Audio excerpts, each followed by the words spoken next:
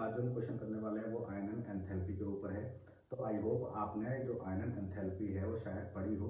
जिन्होंने पढ़ रखी हो अच्छी बात है, जिन्होंने नहीं पढ़ रखी तो थोड़ा सा और कॉन्सेप्ट जो है हल्का फुल्का बता देता हूँ वो क्या है कि आयनन एंथैल्पी जो होती है इसको नोट करते हैं डेल्टा आई एच से, और शॉर्टेड ट्रिक यह है कि ये साइज का इन्वर्स होता है, यानी जिसका आकार छोटा होगा उसकी आयनन एंथैल्पी ज़्यादा होगी और जिसका आकार बड़ा होगा उसकी आयनन एंथैल्पी कम होगी। तो क्वेश्चन में दिया है निम्न तत्वों को बढ़ती हुई आयनन एंथैल्पी के क्रम में लिखिए। तत्व आपको ये दिए गए हैं, सबको पता है नीचे एटॉमिक नंबर यानी परमाणु क्रमांक होते हैं और ऊपर क्या होती है द्रव्यमान संख्या यानी मास नंबर होता है। तो एटॉमिक नंबर परमाणु क्रमांक 6 दिया है, तो 6 किसका होता है कार्बन का, 7 किसका होता है नाइट्रोजन का, 8 किसका होता है ऑक्सीजन का और 9 किसका होता है फ्लोरीन का।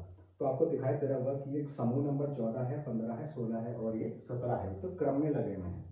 अब सबने पढ़ा होगा कि लेफ्ट से राइट जाने पर जो साइज है वो डिक्रीज होता है यानी घटता है। तो सबसे छोटा साइज किसका है, सबसे छोटा साइज है इसका, इसका मतलब है इसकी आयनन एंथैल्पी सबसे ज्यादा होगी। बढ़ते हुए क्रम में लगाना है तो हमें ये चेक करना है सबसे कम किसकी होगी, तो सबसे कम किसकी होगी कार्बन की, क्योंकि कार्बन का साइज बड़ा है। साइज बड़ा होगा तो आयनन एंथैल्पी कम होगी। तो सबसे पहले तो ये आ गया आपके पास सी। इसके बाद इन दोनों की बात करें तो ये एक्सेप्शन था, अगर आपको याद है तो, लेकिन अपवाद। एक्सेप्शन ये था कि ऑक्सीजन की आयनन एंथैल्पी ज़्यादा होनी चाहिए थी, जबकि किसकी होती है नाइट्रोजन की, क्योंकि इसमें अर्धपूर्ण कक्षक मिलते हैं यानी हाफ फिल्ड ऑर्बिटल्स मिलते हैं। इसका मतलब है इसकी वैल्यू ज़्यादा होगी किससे, इससे।